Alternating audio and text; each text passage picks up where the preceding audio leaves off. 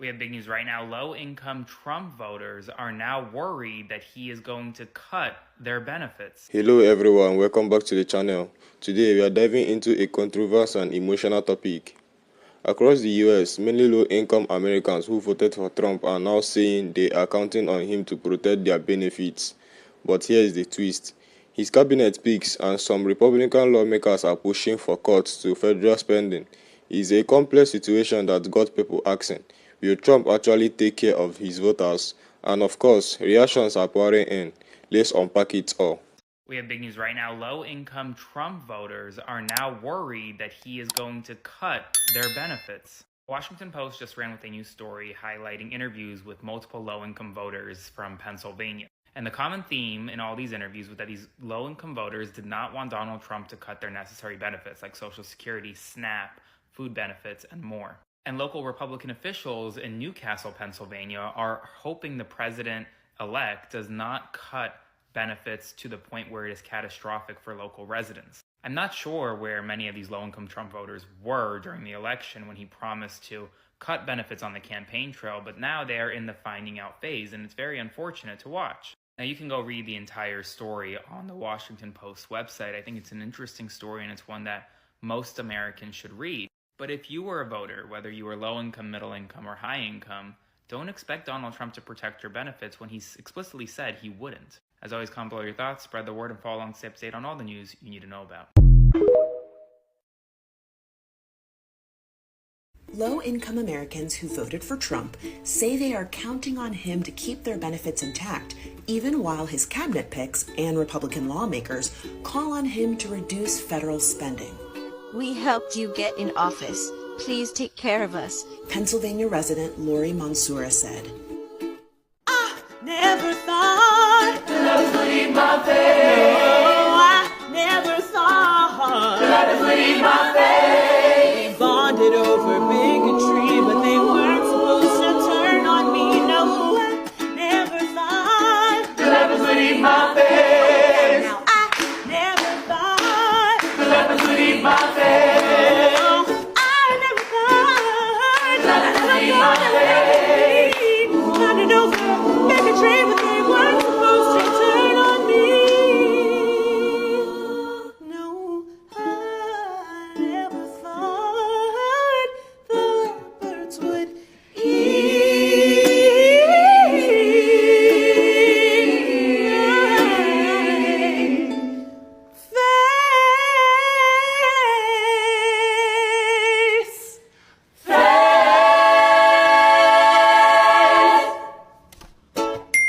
Visit shop.francesca.net to get my new digital album with all your favorite Leopards renditions and a few new ones, along with all of your Leopards Ate My Face merch. To cut spending. So a bunch of examples in this article. Lori Mosura is one such example. A single mom from Newcastle, Pennsylvania. Lives on $1,200 a month from Social Security plus food stamps. Her situation is so dire. She bikes to the grocery store because she doesn't have the money to fix her truck. She voted for Trump. And she voted for Trump because she thought he would be a champion for working class Americans. She said, I think he knows it's the poor people that got him elected. So I think Trump is going to do more to help us. Now, we all know that this isn't true, right? Trump's new team, Elon Musk, Vivek, they want to cut $2.5 trillion from the federal budget. You can't do that, really, without cutting from food stamps, Medicaid, the very lifelines that folks like Lori depend on. Lori isn't alone. They interviewed other people from Newcastle. Newcastle is one of these kind of prototypical struggling industrial hubs. It flipped for Trump this election. It's the first time the city voted Republican in nearly 70 years. And a lot of it is because low-income voters who are struggling and have been struggling for a long time under Biden, previously under Trump, they want a change. They want relief. And so Trump says, well, I'll cut inflation and this and that. They said, sounds good to me. Now, there's a couple things that I think are important to talk about here. Of course, it's easy to say these people are just ignorant. Anyone who understands tariffs knows you can't put blanket tariffs on China, Mexico, and Canada and expect prices to go down. They are stupid. They deserve now what they voted for. Sure. I mean, you could take that perspective morally, I guess, right? If only they had economic education, they would know when you just put an import tax on everything, which is what a tariff is, prices rarely go down. When you cut taxes for the rich, which Donald Trump wants and plans to do, that's not going to make it so that prices come down for the average person. Fine. It's fine to say that. They should be more informed. And if they were, maybe they wouldn't have fallen for it. But that doesn't change the fact that when these folks struggle, which they will continue to do under the Trump administration, it's bad for everybody, right? Like, even if you say, I don't care about these individual people, if a large swath of the population is struggling in these ways thanks to Trump's policies, it's bad for everybody, regardless of your financial position, if you understand demand side economics. And of course, part of the reason that the article points out, now all of these folks are worried, is that they're seeing the red flags. They see Trump's budget picks being connected to Project 2025, which straight up says we've got to cut food stamps and other social programs. Even though Trump says, no, we're not going to touch social. Who cares? That's what they voted for. Let them be shocked. I mean, why are they shocked? I mean, that's what they voted for. I don't understand why this is newsworthy. I mean, they're getting what they asked for. So good for them. I mean, really, we should be glad and cheering for them, because now they get the opportunity to show the courage of their convictions. They'll be able to show us that their principles were superior to ours. So good for them. And if you're worried about your, supports being taken away because the guy you voted for is taking them away, thoughts and tariffs to you. I am just astounded that anyone is surprised. He has been saying all along what his plan was. It was published online what he wanted to do. He's been saying it for years what he wanted to do. And now people are surprised that he's going to do it? What did you vote for? I've talked to people who voted for him and they said, well, they didn't actually think he was going to do it. Then why did you vote for him? I asked the question again. What about Kamala Harris was so dangerous that you thought voting for a convicted felon was the better choice? Explain it to me like I'm 10, because I don't fucking understand. Go watch the rest of that video. But yeah, I just wanted to come out and say, like, have none of you listened to at all what he was saying at all during any of the past, year, at least year, going back a bit more, what he says he's going to do? No, he says he's going to cut that. He says to get rid of it. So therefore, you have fucked around. Welcome to the find out. You fucked around, now you find out. We tried to tell you. We tried and we tried and we tried. You ignored everything. Everything that we told you. We told you to read Project 2025. You refused to do it. We told you that this shit was going to happen, that it was coming down the fucking pipeline. You refused to believe it. So if you voted for him and you're low income and you're about to lose all your benefits, you get what you pay for. Now it's time for us to have to work more jobs than the 2 or 3 jobs that we work to actually make things function. You're going to have to get a part-time job just to pay for food for a week.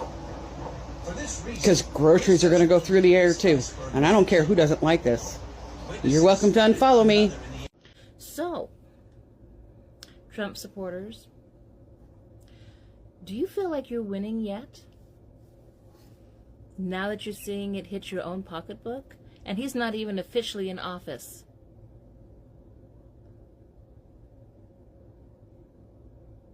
The promises he's made to get you to vote for him again, he's not even following through on. He's dropping them like hot potatoes. Ooh, too hot, can't do that, can't do that. You all frog marched and goose stepped to the polls to vote for him again.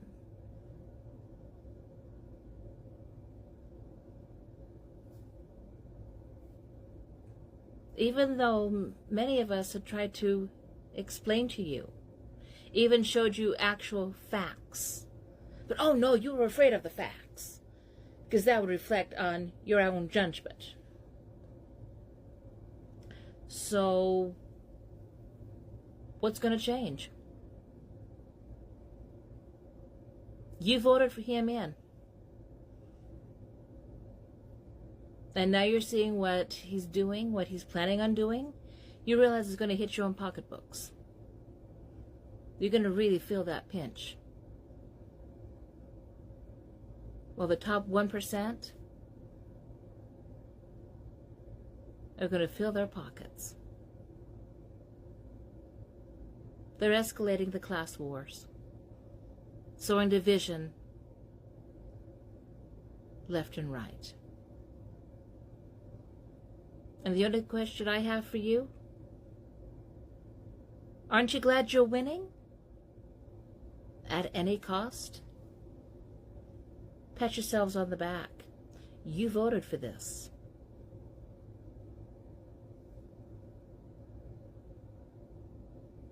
Now you get to accept the consequences of voting against your own interest. Alright, let's start by looking at why these voters backed Trump in the first place. For a lot of low-income Americans, Trump's message during his campaigns resonated deeply. He spoke about restoring jobs, protecting American workers, and shaking up the establishment. For people who felt overlooked or left behind by previous administrations, Trump represented a chance to fight for their place in America. Take Lori Mosura, for example. She's a resident of Pennsylvania, and she openly says, "We help get you in office, please take care of us." That is a powerful statement. It reflects a sense of trust, almost like a deal. We gave you our votes because we believe you did fight for us. But here is the issue. There is a growing disconnect between Trump's populist history and the policy his administration is considering. His cabinet picks, along with Republican lawmakers, are proposing significant cuts to federal spending programs like medical, food stamps, housing assistance, and even social security are potentially at risk. For Lori and others like her, this is alarming. These programs are lifelines. Without them, many families will struggle to put food on the table, afford health care, or pay rent. And the fear of losing these benefits has sparked a lot of anxiety. Now let's address the reactions. Unsurprisingly, the internet has been divided. On one hand, there are people who empathize with these voters. They argue that no one, regardless of their political choices, deserves to lose access to basic needs. They say we should be supporting these communities, not criticizing them. But on the other hand, there is a lot of backlash. Critics are saying things like, "You knew what you were signing up for.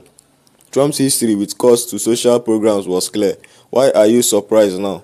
Some go even further, calling it voting against your own interests. And let's be honest, this criticism isn't entirely unfounded. Trump has in the past openly discussed reducing government spending. His party's platform has consistently included calls to limit federal programs. So for some voters, it might feel like a betrayal, but for others, it was predictable. Here is where the conversation gets even more complicated. There is a larger issue at play here, and that is the relationship between campaign and promises and governance. Politicians, Trump included, often make sweeping promises during campaigns. They speak directly to the needs of their base, saying exactly what people want to hear. But once they are in office, the realities of governance and the influence of the party politics can change everything. For Trump, the challenge is balancing the expectation of his low-income voters base with the pressures from his party and his cabinet. Republican lawmakers have long been proponents of small government and reduced federal spending. They argue that cutting programs will reduce the national debt and encourage self-reliance. But for low-income Americans, this approach feels like an attack. They don't see this program as handouts, they see them as necessity. And honestly, they are right. Programs like medical and food stamps are designed to provide a safety net for the most vulnerable members of our society. Cutting them doesn't just save money, it puts lives at risk. First, there is this immediate question. Will Trump actually protect these benefits? Some of his supporters remain hopeful. They believe he will push back against his party and fight for them, just as he promised. But others aren't so sure. They worry that political pressures will outweigh his commitment to his base. If that happens, it could lead to a significant shift in voter loyalty. Low-income Americans who feel abandoned by Trump might start looking elsewhere for leadership, potentially even to Democrats, who are traditionally seen as champions of social programs. Second, this situation highlights a much bigger problem in American politics: the lack of accountability. Politicians often campaign on promises they either can't or won't keep, and voters are left to deal with the fallout. It's a cycle that erodes trust and leaves many Americans feeling disillusioned. Finally, let's address the human side of story. It's easy to get caught up in political arguments, but at the end of the day, this is about real people, mothers, fathers, children, seniors, who are just trying to survive. Whether or not you agree with their vote, it's important to recognize their struggles. These are people who feel forgotten, who believe in a leader they thought would fight for them, and now they are scared. As a society, we need to do better. We need to create a political system that prioritizes the needs of the most vulnerable regardless of who they vote for. Because at the end of the day, basic human dignity shouldn't be a partial issue. So, where do we go from here? That is the big question. Will Trump stand by his low-income supporters and protect their benefits, or will his administration move forward with cuts, leaving them to fend for themselves? And what about us? How can we, as citizens, hold our leaders accountable and ensure that no one is left behind? I did love to hear your thoughts on this. Do you think Trump will keep his promises? Do you emphasize with these voters, or do you believe they should have seen this coming? Let's have a respectful and constructive conversation in the comments. And as always, if you found this discussion meaningful, please give this video a thumbs up, subscribe to the channel, and share it with others who might be interested. Let's keep this conversation going. Thanks for watching, and I will see you in the next video. Thank you for watching, and I will see you in the next video. Take care of yourselves and each other.